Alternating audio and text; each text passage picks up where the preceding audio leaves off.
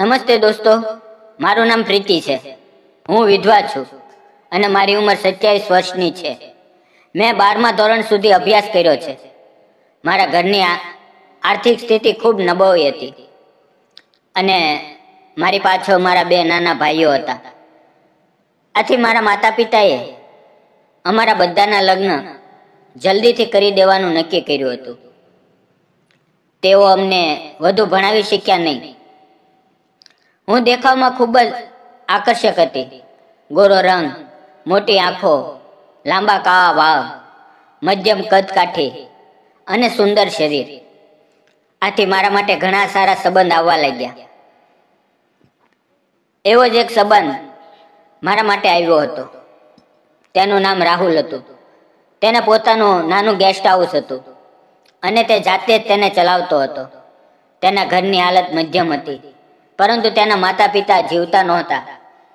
તેને ફક્ત એક ભાઈ હતો, જેના લગ્ન પહેલા થઈ ગયા હતા. રાહુલ ખૂબ જ હોશિયાર અને સુંદર હતો. અમારા લગ્ન થયા. અમે બંને એકબીજાને ખૂબ પ્રેમ કરતા હતા અને એકબીજા પર જાન છાંટતા હતા. રાહુલ મારી દરેક નાની મોટી જરૂરિયાતનું ધ્યાન રાખતો. હું પણ તેને ખૂબ પ્રેમ આપતી. ધીમે ધીમે ગેસ્ટ હાઉસમાં મહેમાનોની સંખ્યા વધવા લાગી. તેથી રાહુલે અમિત નામના એક યુવકને કામ પર રાખ્યો. અમિત તેનો જૂનો મિત્ર હતો અને ખૂબ જ આકર્ષક હતો. જ્યારે અમે બહાર ફરવા જતા કે કોઈ કામ માટે બહાર હોઈએ, ત્યારે અમિત એકલો ગેસ્ટ હાઉસ સંભાળતો. રાહુલને અમિત ઉપર સંપૂર્ણ વિશ્વાસ હતો, કારણ કે તે ખૂબ ઈમાનદાર હતો. તેના ઘરની આર્થિક સ્થિતિ થોડી નબળી હતી, પરંતુ તે ખૂબ મહેનતુ અને સારી રીતે કામ કરતો. હવે આવી જ રીતે કેટલાક મહિનાઓ વીતી ગયા. અમારા લગ્નને લગભગ 1.5 વર્ષ થઈ ગયું. એક દિવસ રાહુલ અને અમિત નવા ફર્નિચર અને સામાન લેવા અમદાવાદ ગયા હતા. તે દિવસે રાત્રે ખૂબ વરસાદ પડી રહ્યો હતો અને રસ્તા પર અંધારું હતું. તે જ સમયે તેમની કારનો અકસ્માત થયો. રાહુલ કાર ચલાવતો હતો, તેથી તેને છાતીમાં અને માથામાં ગંભીર ઈજા થઈ. અમિત તેની સાથે હતો. તેને હોસ્પિટલમાં લઈ જવામાં આવ્યા, પરંતુ 4-5 દિવસ પછી રાહુલનું મૃત્યુ થઈ ગયું, કારણ કે તેની ઈજા ખૂબ ગંભીર હતી. મારે કોઈ સંતાન નહોતું. હું શું કરું, કંઈ સમજાતું નહોતું. હું સંપૂર્ણ રીતે તૂટી ગઈ હતી. મારા પતિના મૃત્યુ પછી હું 1-2 મહિના માટે મારા માતા પિતાના ઘરે ગઈ. તેમણે મને ખૂબ સમજાવવાનો પ્રયાસ કર્યો, પરંતુ મારે શું કરવું તે સમજાતું નહોતું. આ 2 મહિના દરમિયાન મારા પતિના મિત્ર અમિતે ગેસ્ટ હાઉસ ચલાવ્યું. પછી મેં સાસરે પાછા ફરવાનું નક્કી કર્યું. મારા માતા પિતા મને સાસરે મૂકવા આવ્યા. સાસરે આવ્યા પછી અમિતે મારી સાથે મુલાકાત કરી. તેણે મને છેલ્લા 2 મહિનાનો સંપૂર્ણ હિસાબ આપ્યો. મને પણ તેના પર વિશ્વાસ હતો. તેણે મળેલા બધા પૈસા મને આપી દીધા. મેં તેનો ખૂબ આભાર માન્યો. મારું ભણતર વધુ નહોતું, તેથી મને ગેસ્ટ હાઉસનો વ્યવહાર સમજાતો નહોતો. મેં અમિતને કહ્યું કે હવેથી તારે ગેસ્ટ હાઉસ સંભાળવું પડશે. હું તારો પગાર પણ વધારી દઈશ. ગેસ્ટ હાઉસની પાછળ જ મારું ઘર હતું. હું ઘરમાં એકલી રહેતી હતી. એકલી રહેવાને કારણે મને એવું લાગવા લાગ્યું હતું કે પતિ સાથે વિતાવેલી દરેક પળ અને તેનો પ્રેમ મને યાદ આવતો. રાત્રે મને ઊંઘ નહોતી આવતી. હું હંમેશા તેના વિશે જ વિચારતી રહેતી. હું ખરેખર પાગલોની જેમ વર્તન કરવા લાગી હતી. અમિત રોજ સાંજે ઘરે આવતો અને આખા દિવસનો હિસાબ આપતો. ગેસ્ટ હાઉસની ચાવી આપીને જતો. જો કોઈ સામાન મંગાવવો હોય તો તે જાતે ઓનલાઈન ઓર્ડર કરી લેતો. આમ જ દિવસો વીતવા લાગ્યા. હું ખૂબ કંટાળી ગઈ હતી. અમિત સાથે થોડી વાતો કરું તો મન હળવું થતું. એક દિવસ મેં નક્કી કર્યું કે હું ઘરમાં એકલી રહું છું, તો શા માટે નહીં અમિત સાથે ગેસ્ટ હાઉસમાં જઈને થોડી વાતો કરું અને થોડી મદદ પણ કરું, કારણ કે એકલા તેના પર ઘણું કામનું ભારણ હતું. બીજા દિવસથી હું ગેસ્ટ હાઉસમાં જઈને બેસવા લાગી. અમિત મને કોઈ કામ કરવા દેતો નહોતો. તે કહેતો, તમે માલકીન છો, બસ બેસો, ચિંતા ન કરો, હું બધું સંભાળી લઈશ. હું તેની સાથે વાતો કરતી. ધીમે ધીમે અમારી વાતો વધવા લાગી, અમારી નજરો મળવા લાગી. અમિત પણ મારી સાથે પ્રેમથી વાતો કરતો. તે મારું ખૂબ સન્માન કરતો. એક દિવસ વાતોમાં જ હું તેના પરિવાર વિશે પૂછવા લાગી. મેં પૂછ્યું, અમિત, તારા ઘરમાં કોણ કોણ છે? તારા લગ્ન થઈ ગયા છે? અમિતે કહ્યું, મારા ઘરમાં હું, મારી મા અને બહેન, અમે 3 જણ રહીએ છીએ. અમારા ઘરની હાલત ખૂબ ગરીબ છે. મારી પાસે કંઈ જમીન કે વ્યવસાય નથી, તેથી કોઈ છોકરી મને આપવા તૈયાર નથી. મેં કહ્યું, તારો સ્વભાવ આટલો સારો છે, તને હજુ સુધી છોકરી મળી જવી જોઈએ. પરંતુ અમિતે કહ્યું, આજકાલ સારો સ્વભાવ લોકોને પસંદ નથી. લોકોને પૈસા, મકાન કે સ્થિર નોકરી જોઈએ. આમ અમારી વાતો ધીરે ધીરે વધતી ગઈ. અમિત દેખાવમાં ખૂબ સારો હતો. તેની સાથે વાતો કરીને હું મારા પતિના દુઃખમાંથી બહાર નીકળવા લાગી. હવે હું થોડી થોડી પહેલા જેવી થવા લાગી હતી. પતિના મૃત્યુનું દુઃખ હું ભૂલવા લાગી અને અમિત તરફ આકર્ષાઈ રહી હતી, કારણ કે તેનો સ્વભાવ ખૂબ સારો હતો. એકવાર હું અચાનક બીમાર પડી. ધીરે ધીરે તાવ વધવા લાગ્યો. અમિત સાંજે ઘરે આવ્યો. તે દિવસે હું ગેસ્ટ હાઉસમાં ગઈ નહોતી. તેણે પૂછ્યું, શું થયું? મેં કહ્યું, સવારથી તાવ છે, પણ ઓછો થતો નથી. તેણે મારા માથે હાથ મૂકીને જોયું. તાવ ખૂબ હતો. તે મને તરત હોસ્પિટલ લઈ ગયો. ડૉક્ટરે જોઈને કહ્યું કે મેલેરિયા થયો છે, તેથી 3-4 દિવસ દાખલ રહેવું પડશે. અમિતે કહ્યું, હું તમારી સાથે રહીશ. ડૉક્ટરે મને દાખલ કરી લીધી. અમિતે મારા માટે ખૂબ દોડધામ કરી. દવાઓ લાવવી, મારા માટે ખાવાનું આયોજન કરવું, બધું તે કરતો હતો. 4 દિવસ રાત તે મારી સાથે જ રહ્યો. ઘરે પણ ન ગયો. તેણે ફક્ત ઘરે સંદેશો મોકલ્યો કે મારી માલકીન બીમાર છે, તેથી હું હોસ્પિટલમાં છું. તેની આ સંભાવ જોઈને મને તેના માટે એક અલગ જ અપનાપો લાગવા લાગ્યો. તેના પ્રત્યે આકર્ષણ થવા લાગ્યું. 4 દિવસ પછી ડૉક્ટરે મને ડિસ્ચાર્જ આપ્યો. અમિત મને ઘરે લઈ આવ્યો. હજુ પણ મારા શરીરમાં થોડી થોડી નબળાઈ હતી. અમિત તેના ઘરેથી મારા માટે ખાવાનો ડબ્બો લઈ આવતો.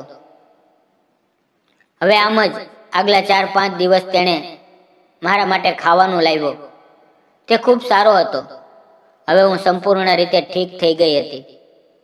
હું ફરીથી ગેસ્ટ હાઉસમાં તેની સાથે મહેમાનોને રૂમ આપવા જતી. હવે અમારી વચ્ચે ખૂબ જ નિકટતા વધી ગઈ હતી. પરંતુ અમિત તરફથી કોઈ પ્રતિક્રિયા નહોતી મળતી. તે ખૂબ ઈમાનદાર હતો. ગેસ્ટ હાઉસની ચાવીઓ હંમેશા ઘરે જ રહેતી. રોજ સવારે અમિત આવીને ચાવીઓ લઈ જતો. પણ એકવાર સવારે હું કપડાં બદલી રહી હતી અને દરવાજો બંધ કરવાનું ભૂલી ગઈ હતી. ત્યારે અમિત ચાવી લેવા આવ્યો અને મને અચાનક જોઈ ગયો. અમે બંને શરમાઈ ગયા. તેણે તરત નજર ફેરવી લીધી. ચાવી લઈને ચાલ્યો ગયો અને કાંઈ બોલ્યો નહીં. મને અમિત પહેલેથી જ પસંદ હતો, પરંતુ હવે તેની સામે જવામાં શરમ આવવા લાગી. આથી તે દિવસે હું ગેસ્ટ હાઉસ ગઈ નહીં. તે એકલો જ કામ કરતો રહ્યો.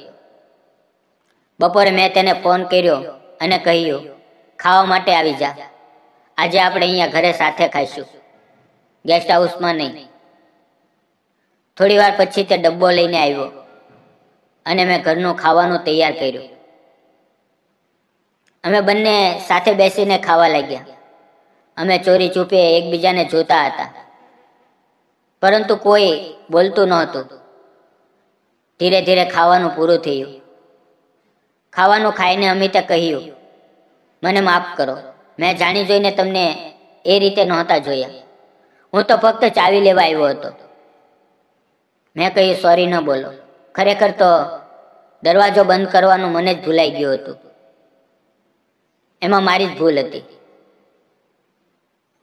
અમિત, એક વાત સાચે સાચી કહું, હું તને ખૂબ ગમે છે. છેલ્લા કેટલાય દિવસથી મને તારી સાથે ખૂબ સારું લાગે છે. જ્યારે હું હોસ્પિટલમાં હતી ત્યારે તે મારી ખૂબ સંભાળ લીધી. મારા પતિના મૃત્યુ પછી આ ગેસ્ટ હાઉસ તે એકલાએ સંભાળ્યું. જો તારી જગ્યાએ કોઈ બીજું હોત તો ગેસ્ટ હાઉસના પૈસામાં બેમાની કરી શકત, પરંતુ તું ખૂબ ઈમાનદાર છે. મારા પતિ નથી એ જાણીને કોઈ બીજું હોત તો મારી સાથે ખોટું વર્તન કરી શકત, પરંતુ તે એવું ન કર્યું. મારે તને એક વાત કહેવી છે. તું મને ખૂબ ગમે છે. હું તારી સાથે જીવન વિતાવવા માંગુ છું. પરંતુ અમિત કંઈ બોલ્યો નહીં અને મને કોઈ પ્રતિક્રિયા ન આપી. તે ચાલ્યો ગયો. મને સમજાતું નહોતું કે શું કરું. શું હું ખોટું તો નથી કરતી? ધીરે ધીરે સાંજના 7 વાગ્યા. 7 વાગ્યે ગેસ્ટ હાઉસ બંધ થાય છે. અમિત ચાવી આપવા આવ્યો, પરંતુ દરવાજો થોડો ખુલ્લો હતો, તેથી તે હોલમાં આવી ગયો. તેને હું દેખાય નહીં તો તે મને શોધતો શોધતો મારા બેડરૂમ પાસે આવી ગયો. હું એમ જ પડીને પંખા તરફ જોઈ રહી હતી. મને બિલકુલ ખ્યાલ નહોતો કે તે આવી ગયો છે. તેણે મને અવાજ આપ્યો. મેં તેની તરફ જોયું અને કહ્યું, અમિત. અમિત, હું જે વર્તન કરું છું એ ખોટું હતું, પરંતુ શું કરું, મને તારી સાથે ખૂબ સારું લાગે છે. અમિતે મારો હાથ પોતાના હાથમાં લીધો અને કહ્યું, તમારા પતિ એટલે કે રાહુલ મારા ખૂબ સારા મિત્ર હતા. તમે મને પસંદ કરો છો એ સાચું છે, અને મને પણ તમે ખૂબ ગમો છો, પરંતુ મારા મિત્રને આ રીતે દગો આપવો મને યોગ્ય નથી લાગતું. મેં કહ્યું, મારા પતિ પછી જો કોઈએ ખરેખર મારી ચિંતા કરી હોય તો તે ફક્ત તે જ કરી છે. જો તારી જગ્યાએ કોઈ બીજું હોત અને મારી સાથે ખોટું કરત તો તને કેવું લાગત? આમ કહેતા કહેતા અમે એકબીજાને સમય આપવા લાગ્યા. અમે એકબીજાને વધુ સારી રીતે જાણવા લાગ્યા. ત્યારે મેં નક્કી કર્યું કે જો હું અમિત સાથે લગ્ન કરી લઉં તો અમિતને કોઈ છોકરી નથી મળતી અને હું વિધવા છું. તો અમે લગ્ન કરીએ તો એનો પણ પ્રશ્ન હલ થઈ જાય. એક દિવસ જ્યારે અમિત બપોરે ખાવા આવ્યો ત્યારે મેં કહ્યું, જો આપણે લગ્ન કરી લઈએ તો શું નુકસાન છે? પછી અમે બંનેએ લગ્ન કર્યું કે અમે લગ્ન કરીશું. થોડા દિવસોમાં અમે લગ્ન કરી લીધા. હવે હું, અમિત અને તેની મા બહેન અમે બધા સાથે રહીએ છીએ. અમે એકબીજાને ખૂબ પ્રેમ કરીએ છીએ. હવે મને એક પતિનો સહારો મળ્યો અને અમિતને એક સમજદાર પત્ની મળી. મિત્રો, અમે બંને અમારા જીવનમાં ખૂબ ખુશ છીએ. દોસ્તો, જીવન આપણને ક્યારેક ઘણું દુઃખ આપે છે, કંઈક ખોવાઈ જાય છે, પરંતુ એ જ દુઃખમાંથી સાચો પ્રેમ અને સાચો સાથ મળે છે. અમિત જેવી વ્યક્તિ પર ભરોસો કરવો એ કોઈ ભૂલ નથી, પરંતુ એ બીજી તક માટે ઊભા રહેવું છે. પ્રેમ ફક્ત પહેલી જ વાર થાય એવું નથી. એ સાચી વ્યક્તિના કારણે ફરીથી થાય છે અને પછી આખી જિંદગી ટકે છે. જો તમને પણ પ્રેમમાં બીજી તક મળે તો ડરશો નહીં, એને સ્વીકારો દોસ્તો. દોસ્તો, મારી અને અમિતની આ પ્રેમ કહાની તમને કેવી લાગી? જો સારી લાગી હોય તો ચેનલને લાઈક, શેર અને સબસ્ક્રાઇબ કરવાનું ન ભૂલતા. ફરી મળશું મિત્રો આવતીકાલે એક નવી વાર્તાની અંદર. મિત્રો, વિડીયોમાં આવેલા નામ, પાત્ર અને ઘટના કાલ્પનિક હતા. તેનો કોઈ પણ જાતિ ધર્મ સાથે સંબંધ નથી કે કોઈ વ્યક્તિ સાથે સંબંધ નથી. આ વિડીયો માત્ર શૈક્ષણિક અને મનોરંજનના હેતુથી બનાવવામાં આવ્યો હતો. તો મિત્રો, તમારું ધ્યાન રાખો. ફરી મળીએ આવતીકાલે એક નવી વાર્તાની અંદર. ત્યાં સુધી આવજો.